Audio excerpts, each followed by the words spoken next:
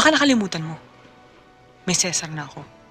Hindi mo sasayangin ang panahon mo rito kung mahal mo pa rin si Cesar. Wala ka nang gusto sa kanya.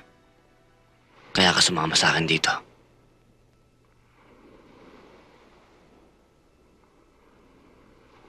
Paano si Erlinda? Gusto ko si Erlinda. Pero ikaw, mahal ko.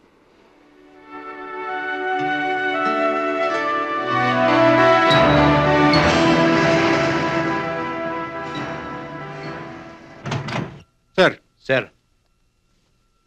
Kumpirmado na, sir. Si Kading at si Helen tumira sa bangko sa Angeles. Nakipag-coordinate na kami, sir, sa theft and robbery section ng Angeles City. Kinausap namin yung mga asset natin doon. Kukontakin tayo pag may nakuha silang lead tungkol kay Kading at kay Helen. Lumiliit na mundo mo, Kading.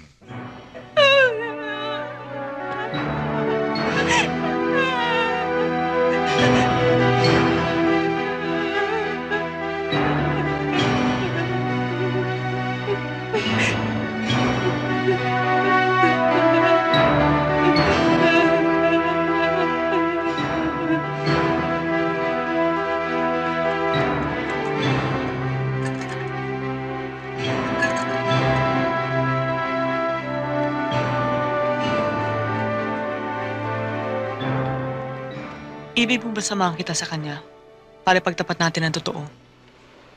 Hindi naman si Erlinda ang iniisip ko eh. Si Inay. Si Itay. Ikaw. Hindi ko sisirain ang pangako ko sa'yo. Paninindigan kong asawa kita habang nandito ako. Ang inaalala ko lamang, paano kung may balak na akong umalis? Pakikiusapan kita ulit. Hindi maaari. May tungkulin ako sa partido. Iaambag ko sa kanila ang perang pinaghatian natin. Kung talagang mayaman ang pamilya ni Helen, kinukutuban ako na baka hindi magtagal ang relasyon nila. Siyempre, mas talapi sila. Natural lang na maghanap ng katapat na may pera ang mga magulang niya. Baka demanda abutin ang anak natin. Hindi ko iniisip ang kutob mo. Ang iniisip ko, ang hinala ko. Bakit? Ano ba iniisip mo? Kung magkakatotoo ang hinala ko.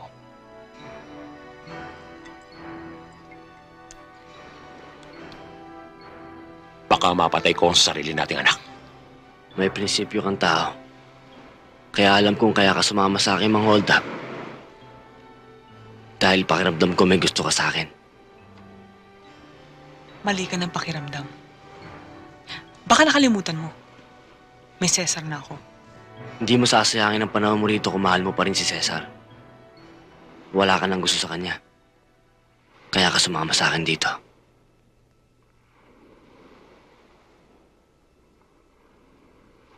Paano si Erlinda? Gusto ko si Erlinda. Pero ikaw, mahal ko.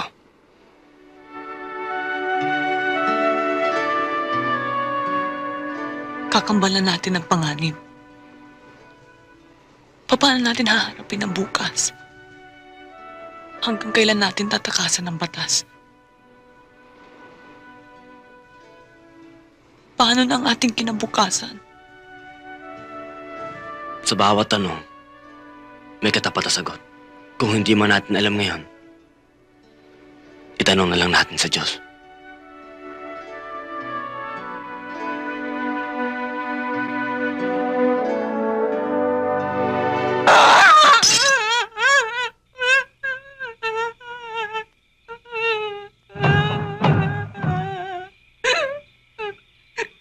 Erlinda?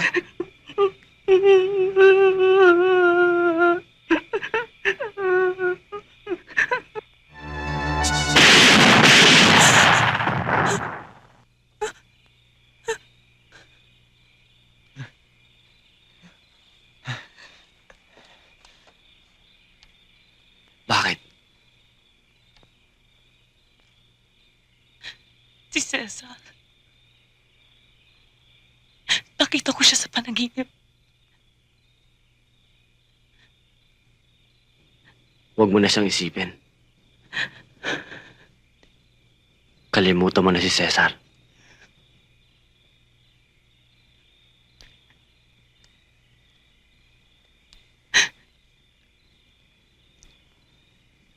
Iba na ang daigdig mo ngayon. Ang kasinungalingan natin nun, totoo na ngayon. Kanding. Kanding. Sana hindi na matapos ang gabi nito.